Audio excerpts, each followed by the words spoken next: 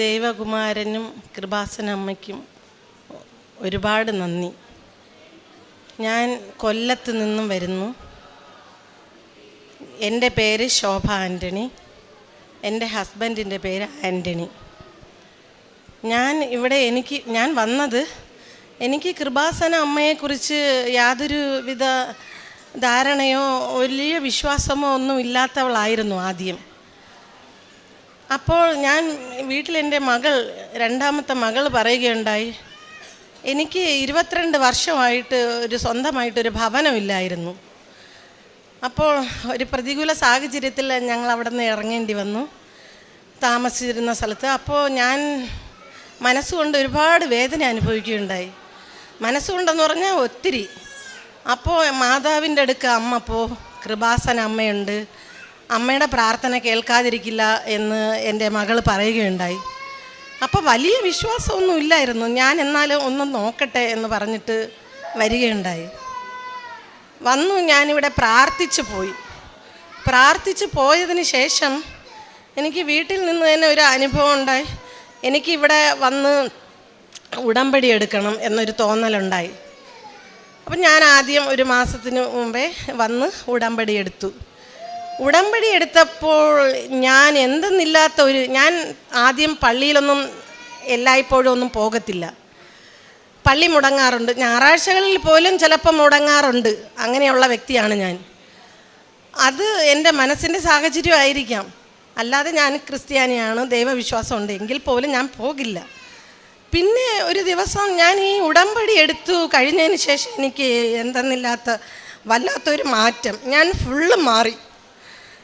ഞാൻ എന്നും രാവിലെ പള്ളിയിൽ പോകാറുണ്ട്. ഞാൻ എന്നും എൻ്റെ അമ്മയോട് പ്രാർത്ഥിക്കും. ഞാൻ ഉടമ്പടി തൈലം ഉപയോഗിച്ച് പ്രാർത്ഥിക്കും. ഒരുപാട് ഉപ്പ് എല്ലാം ഉപയോഗിച്ച് ഞാൻ പ്രാർത്ഥിക്കുകയുണ്ടായി. പ്രാർത്ഥിച്ച് ഇരിക്കുമ്പോഴത്തേനും ഒരു മാസം കഴിഞ്ഞപ്പോഴത്തേനും ഒരു വല്ലാത്തൊരു ഫീലിംഗ് ഉണ്ടായി. എൻ്റെ അടുക്കള വശത്ത് ഞാനിങ്ങനെ പാചകം ചെയ്തുകൊണ്ടിരിക്കുമ്പോൾ എനിക്കൊരു സുഗന്ധം, പൂവിൻ്റെയും കുമിഞ്ചാൻ്റെയൊക്കെ ഒരു സുഗന്ധം എനിക്കുണ്ടായി. അപ്പോൾ ചേട്ടൻ TV കണ്ടുകൊണ്ടിരിക്കുകയാണ്. എൻ്റെ മകൻ എൻ്റെ കൂടെ സഹായിച്ചുകൊണ്ടിരിക്കുകയായിരുന്നു. ഞങ്ങളുടെ ചുറ്റുവട്ടം ആരുമില്ല. ആ സമയത്ത് എനിക്ക് പുറകുവശത്ത് നിന്ന് അടിക്കുന്നത്. എൻ്റെ ഫ്രണ്ട് വാതിൽക്കലും അല്ല, പുറകു സൈഡിൽ. ഞാൻ അവിടെയാണ് എപ്പോഴും ഉപയോഗിക്കാറുള്ളത്. പുറകുവശം പാത്രം കഴുകാനും ഇങ്ങനെയൊക്കെയുള്ള തുണി കഴുകാനൊക്കെ. ഒരു സന്ധ്യാസമയം ഒരു 7 മണിയൊക്കെ ആവും, 7-7:30 ആയപ്പോഴത്തേനും എനിക്കൊരു വല്ലാത്തൊരു സുഗന്ധം പരക്കുകയുണ്ടായി. ആ സുഗന്ധം എനിക്ക് തന്നെ ഞാൻ ചുറ്റുവട്ടവും പോയി തുറന്ന് നോക്കി. വാതിൽ തുറന്ന് നോക്കിയപ്പം അവിടെ എങ്ങും ആരുമില്ല. ഞാൻ എൻ്റെ ചേട്ടനെ വിളിക്കുകയുണ്ടായി. ചേട്ടാ, ഇങ്ങോട്ട് ഓടി വാ, നല്ല ഒരു സുഗന്ധം ലഭിക്കുന്നുണ്ട്. അപ്പോൾ ചേട്ടൻ വന്ന് നോക്കിയപ്പോഴത്തേനും പരിസരത്ത് ആരും അപ്പുറത്തൊന്നുമില്ല. നല്ലൊരു മണം, ആ പൂവിൻ്റെയും സുഗന്ധം. അങ്ങനെ മാതാവ്, എനിക്ക് തോന്നി മാതാവ് ഇവിടെ ഉണ്ട്, എന്തായാലും മാതാവ് ഇവിടെ ഉണ്ട്. അങ്ങനെ ഞാൻ എപ്പോഴും പ്രാർത്ഥിക്കും. ചേട്ടനും അതുപോലെ എൻ്റെ ഒപ്പം ഇരുന്ന് പ്രാർത്ഥിക്കും. ഒരു മാസം കഴിഞ്ഞപ്പോഴത്തേനും ഞാൻ എൻ്റെ ചേട്ടനെയും കൊണ്ടുവന്ന് ഉടമ്പടി എടുപ്പിച്ചു. ആ ഉടമ്പടിയിൽ എടുത്തതിന് ശേഷം ഞാനും എൻ്റെ ചേട്ടനും ഇന്നേ വരയ്ക്കും ആ പ്രാർത്ഥനയോ ഒന്നും മുടക്കാതെ തുടർന്നുകൊണ്ടിരുന്നു. അങ്ങനെ ഒരു 20 വർഷം കഴിഞ്ഞതിന് ശേഷമാണ് എനിക്ക് ഈ ലഭിക്കുന്നത്. ഞാൻ പെട്ടെന്നൊരു മാതാവിൻ്റെ അടുക്കെ പറഞ്ഞു, ഞങ്ങൾ എവിടെ പോകും എന്ന് പറഞ്ഞുള്ള രീതിയിൽ കരഞ്ഞപ്പോൾ ഒരു ഭവനം എനിക്ക് കാണിച്ചു തന്നു. ഒരു സ്വപ്നത്തിൽ എന്ന കണക്ക് എനിക്ക് ഒരു ഭവനം, അവിടെ പോവാമെന്ന്. അങ്ങനെ മാതാവ് എനിക്കൊരു ഭവനം കാണിച്ചു തന്നു. നല്ലൊരു ഭവനമായിരുന്നു. പക്ഷേ ഞങ്ങളെ പെട്ടെന്നൊരു 30 ലക്ഷം രൂപ കൊടുക്കണമെന്ന് പറയുകയുണ്ടായി. ആ വീട്ടുകാരൻ പറഞ്ഞ്, നിങ്ങൾക്കിപ്പോൾ ഈ വീട് ആവശ്യമുണ്ടെങ്കിൽ ഒരു 30 ലക്ഷം രൂപ നിങ്ങൾ ഞങ്ങൾക്ക് തന്നാൽ ഈ വീട് നിങ്ങൾക്ക് ലഭിക്കും. പക്ഷേ വേറെ എങ്ങും. അപ്പം ഞാൻ ഇത്രയ്ക്കൊന്നും പ്രതീക്ഷിച്ചില്ല. എനിക്കൊരു കുഞ്ഞു വീട് കിട്ടിയാൽ മതി എന്നുള്ള ഒരു തോതിലാണ്. പക്ഷേ ആ 30 ലക്ഷം രൂപ എങ്ങനെയെന്നറിയില്ല കൊണ്ടെത്തിക്കുകയുണ്ടായി. എവിടെ നിന്നില്ലാത്ത രൂപത്തിൽ ഞങ്ങൾക്ക് ലഭിച്ചു.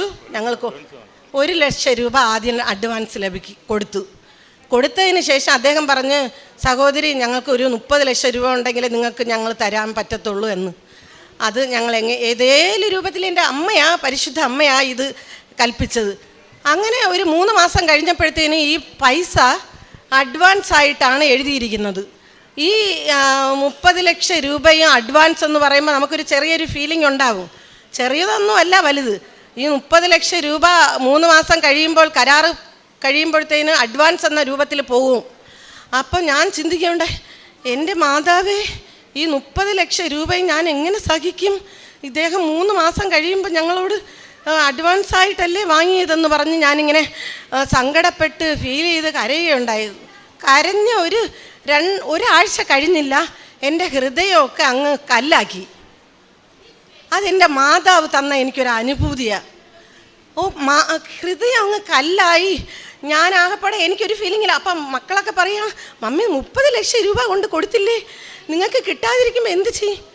പേടിക്കണ്ട, എൻ്റെ അമ്മ തരും, എൻ്റെ അമ്മ തരും. ഞാനിങ്ങനെ ഉറക്കെ ഇങ്ങനെ പിള്ളേരോടെ, പിള്ളേരെ, അമ്മ തരും, എനിക്ക് അമ്മ തരും, ഇങ്ങനെ ഒരു വിശ്വാസത്തില്ല. അപ്പം പിന്നെ 3 മാസമായി.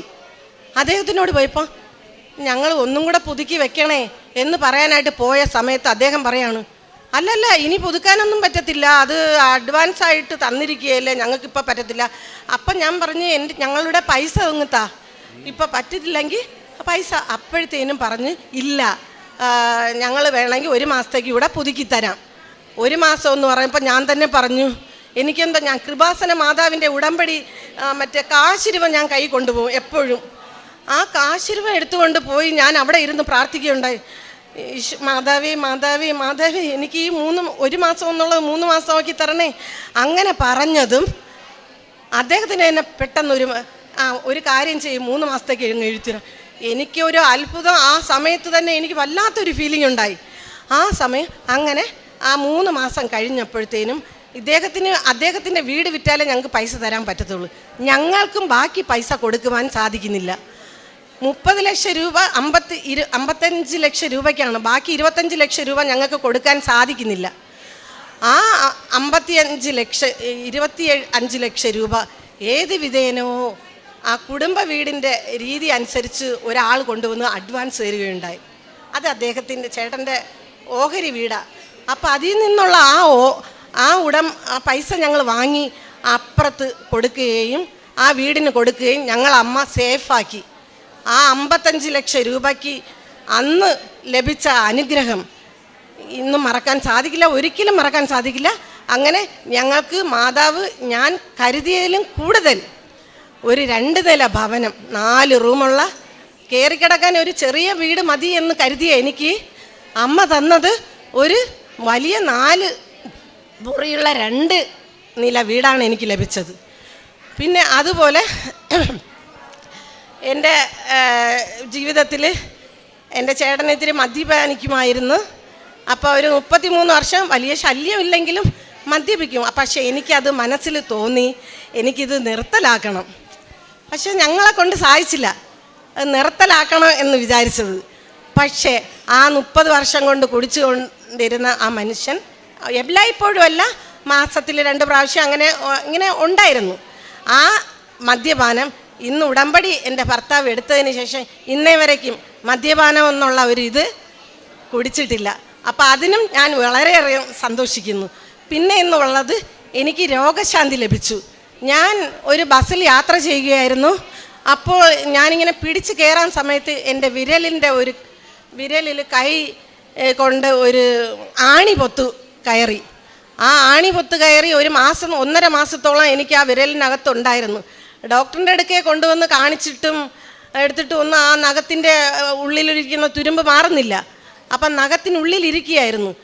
മാതാവ് തന്നെ എനിക്ക് കാണിച്ച് പറഞ്ഞതുപോലെ ഒരു തോന്നൽ, നീ ആ കൊല്ലത്തെ മാതാ ഹോസ്പിറ്റലിലോട്ടൊന്ന് ചെന്ന് ആ നഖം ഒന്ന് ഊരിക്കള എന്ന് എൻ്റെ മനസ്സ് പറയുന്നത് പോലെ ആ നഖം മാറ്റി എനിക്ക് രോഗശാന്തി ലഭിച്ചു.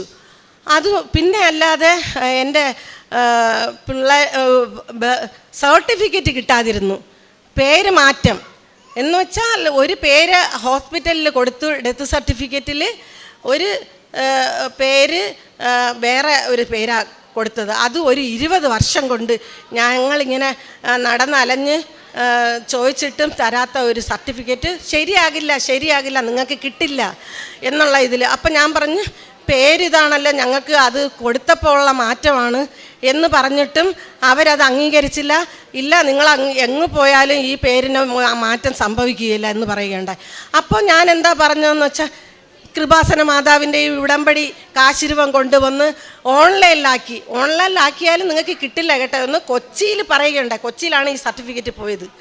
അവിടെ നിന്ന് വന്നപ്പോഴും അപ്പോഴും ഞാൻ പറയുന്നു, ഈ മേഡം എന്താ നമ്മളോട് ഇങ്ങനെ കാണിക്കുന്നത്, നമുക്ക് തരത്തില്ല, കിട്ടില്ല എന്നൊക്കെ എന്താ നമ്മൾ കൊടുക്കാനുണ്ട്.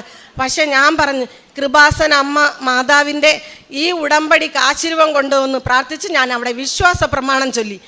ഒരു 4 ദിവസം ഞാൻ അവിടേക്ക് തുടർച്ചയായി ചെന്ന് വിശ്വാസ പ്രമാണം ചൊല്ലി ആ കാശിരൂപം ആ മേശപ്പുറത്ത് വെച്ചു. മേശപ്പുറത്ത് വെച്ചതും അവിടെ ഒരു അത്ഭുതം സംഭവിച്ചു.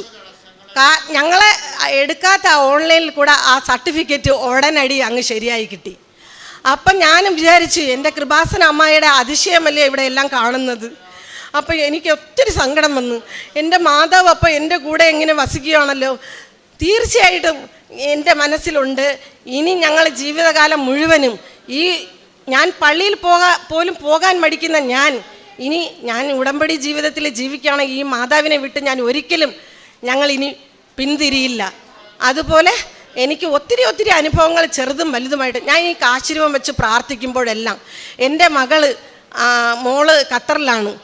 ആ മകൾക്ക് ഒരു വേദന വന്ന് ഇങ്ങനെ, മമ്മി എനിക്ക് വയ്യാതാവുന്നു, ഇവിടെ എനിക്ക് ആരുമില്ല എന്നെ സഹായിക്കാനോ എടുക്കാനോ. ഞാൻ മോളോട് പറഞ്ഞ്, മോൾ ആ മൊബൈൽ ഓണാക്കി വെക്ക്, ഞാനിതാ കാശിരൂപവും ഉടമ്പടി തൈലവും എടുത്തുകൊണ്ട് നീയും അതിൽ വിശ്വാസ പ്രമാണം ചൊല്ലിക്കോ, ഞാനിതാ പ്രാർത്ഥിക്കുന്നു എന്ന് പറഞ്ഞതിൻ്റെ ഫലമായി അവളും ആ പ്രാർത്ഥന കേട്ട് പ്രാർത്ഥിച്ച് അരമണിക്കൂർ കഴിഞ്ഞില്ല മകളുടെ വയറുവേദനയും എല്ലാം അങ്ങ് മാറി, ഛർദിലും ഒക്കെ ഉണ്ടായിരുന്നു. അപ്പം ഇതുപോലെ ഒത്തിരി കുഞ്ഞു അനുഭവവും വലിയ അനുഭവങ്ങൾ എനിക്ക് ഒത്തിരി ഉണ്ടായിട്ടുണ്ട്. ഞങ്ങൾ അതിലൂടെയാണ് ജീവിക്കുന്നത്. ഇനി ഉടമ്പടി ജീവിതത്തിലോട് തന്നെയായിരിക്കും എൻ്റെ ജീവിതവും. അതുപോലെ എനിക്കൊരു കാര്യം കൂടെ പറയാനുണ്ട്.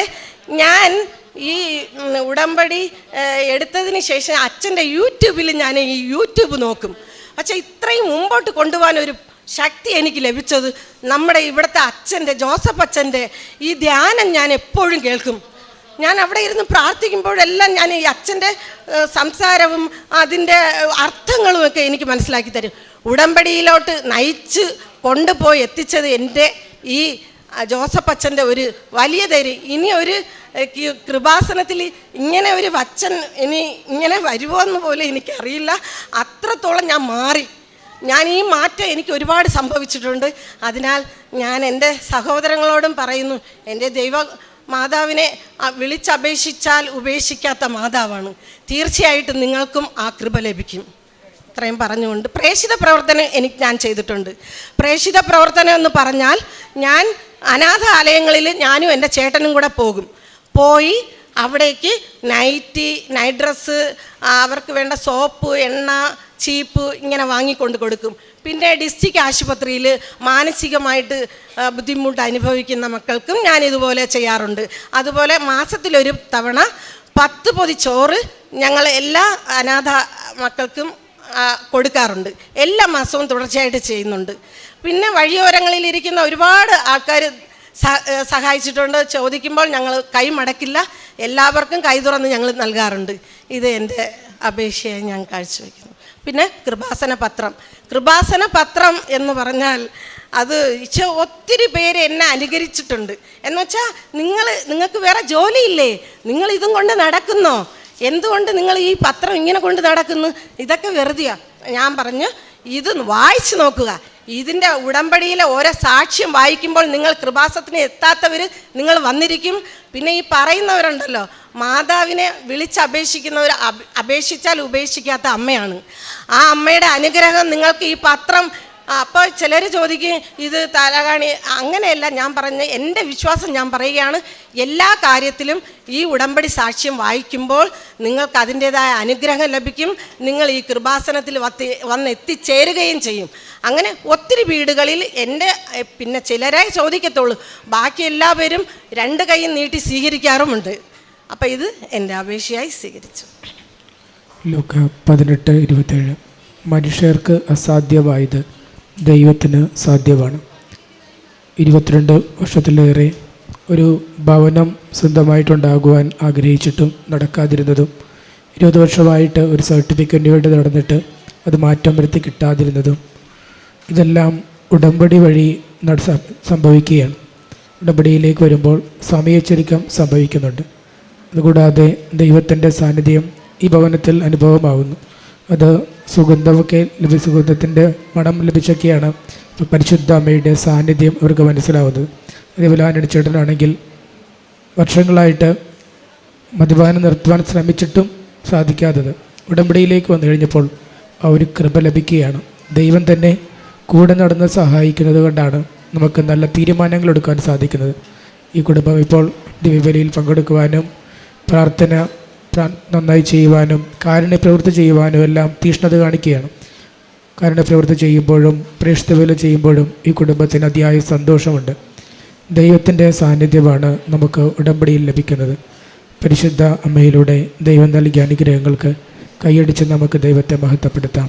യേശുവേ നന്ദി, യേശുവേ സ്തോത്രം, യേശുവേ ആരാധന. അത്യപൂർവ ദൈവാനുഭവങ്ങൾ ഇനി നിങ്ങൾക്കും സ്വന്തം. ഈ യൂട്യൂബ് ചാനൽ ഇതുവരെ സബ്സ്ക്രൈബ് ചെയ്തിട്ടില്ലെങ്കിൽ ഇപ്പോൾ തന്നെ സബ്സ്ക്രൈബ് ചെയ്യുക. ഈ വീഡിയോ ഇപ്പോൾ തന്നെ നിങ്ങളുടെ സുഹൃത്തുക്കൾക്ക് ഷെയർ ചെയ്തുകൊണ്ട് കർത്താവിൻ്റെ പ്രേക്ഷിതരാകുക.